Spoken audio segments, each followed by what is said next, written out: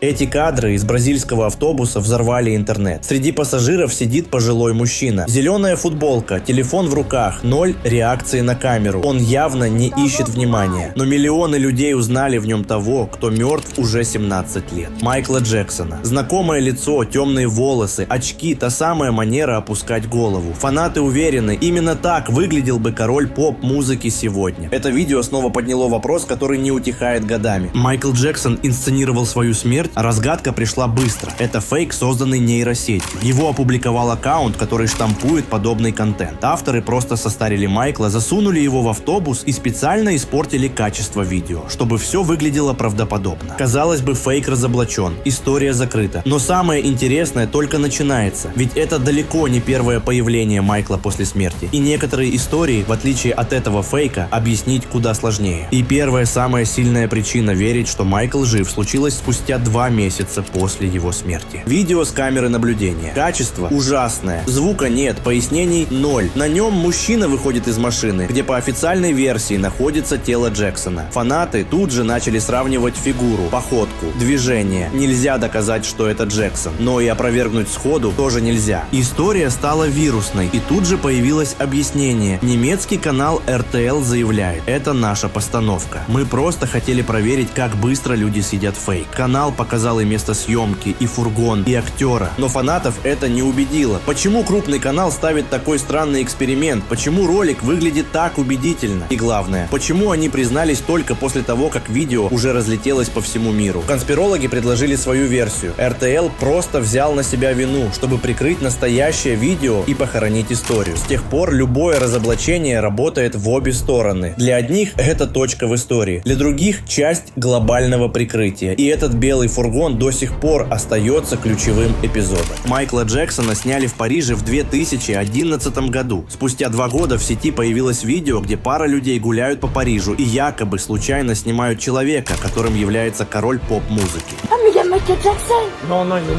Мужчина в светлой рубашке и темных штанах, внешне поразительно напоминающий Майкла Джексона, выходит из здания и идет по улице. Знакомая прическа, манера держать голову, легкая, почти танцующая походка. Как только призрак понимает, что его снимают, сразу пытается скрыться от камер, а его личная охрана ему в этом помогает. Конечно, все очень сильно похоже на постановку, но эта запись разительно отличается от современных фейков. Она появилась задолго до бума нейросетей, способных сгенерировать что угодно. Запись много раз перезаливали, и найти ее первоисточник или автора сейчас почти невозможно. Это подтверждает, что история существует, но не дает ответа на главный вопрос: кто был в кадре? Если это известный двойник или косплеер, почему за все эти годы его так и не опознали? Почему никто не вышел и не сказал: да, это был я, и вот как я разыграл интернет? Отсутствие ответов делает парижскую запись одной из самых интригующих и живучих глав во всей этой истории. Но, возможно, авторы видео нашлись и уже заявили, что это все постановочное видео, а я просто его не нашел. Напишите в комментариях, что вы думаете касаемо парижского видео. Но есть история, которую время тщательно скрыло от нашей памяти. 27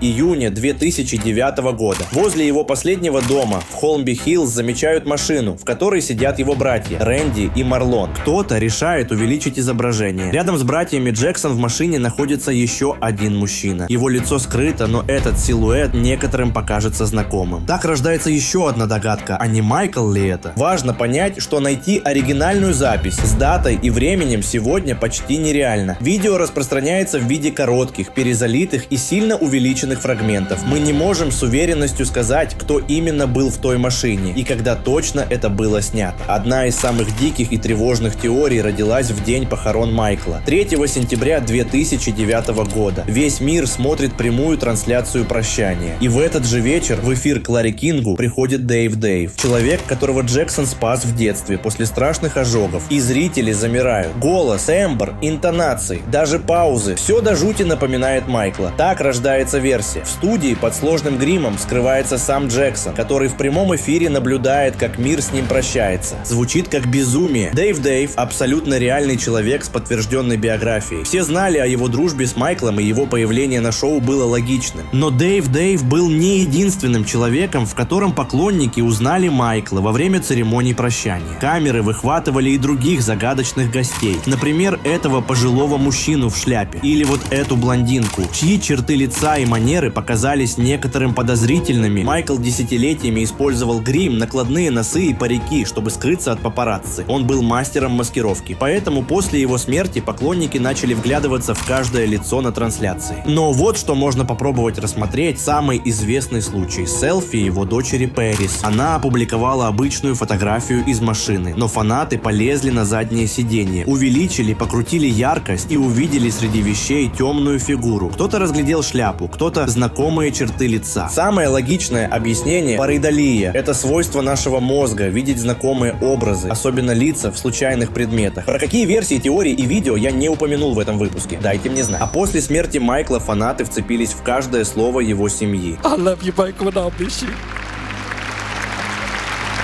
Больше всего вопросов вызвал отец, Джо Джексон. Через пару дней после смерти сына он выходит к прессе и начинает пиарить свой новый музыкальный проект. Он спокоен, слишком спокоен для отца, только что потерявшего сына. Да, у них были тяжелые отношения, но выглядело это дико. Одни родственники твердят, Майкл был здоров и готов к туру. Другие, он был на грани, еле стоял на ногах. Сестра Латоя вообще заявила, что за его смертью стоит целая группа людей, а не один Мюррей. Позже семья судилась с организаторами тура, но проиграла. Доказательств заговора или инсценировки суд не нашел. Даже у семьи нет единой версии. То ли они сами не понимали, что произошло, то ли самые важные детали так и остались за закрытыми дверями. А вы можете открыть двери моего канала, подписаться на него и поставить лайк прямо сейчас. Главная проблема кроется в смерти Майкла. С первых же часов она была переполнена странностями. Официальная версия. Майкл не мог заснуть и требовал свое молоко. Врач Конрад Мюррей вколол ему препарат прямо дома, без всякого оборудования, а потом просто оставил его одного. Когда Джексон начал умирать, Мюррей совершил все ошибки, которые только можно было совершить. Пытался делать реанимацию на кровати, а не на полу. Поздно вызвал скорую и, по словам очевидцев, больше беспокоился о том, чтобы спрятать ампулы, чем о спасении пациента. Как профессиональный врач мог совершить столько тупых ошибок подряд? Почему у личного доктора поп-короля не было под рукой реанимационного оборудования? Почему так долго не вызывали скорую? И зачем он судорожно прятал ампулы перед приездом медиков? Как итог, Мюррея признали виновным в непредумышленном убийстве. Дали 4 года, но он вышел всего через 2. А финальная версия – деньги. Перед смертью у Майкла были гигантские долги, но после 25 июня все магическим образом меняется. Продажи альбомов взлетают до небес. Фильм This Is It рвет кассу. Империя Джексона после его смерти стала прибыльнее, чем когда-либо. Конечно, есть логика. После смерти артиста его музыка всегда продается лучше. Деньги получали наследники, а не он сам. Но вопрос остается, кому была выгодна его смерть. Но там, где крутятся такие деньги, всегда есть место подозрения. И если вы хотите получать контент раньше всех и попасть в следующее видео, то станьте патроном канала Cinefox прямо сейчас. А история с Майклом Джексоном не получит конца никогда, ведь это цена гениальности.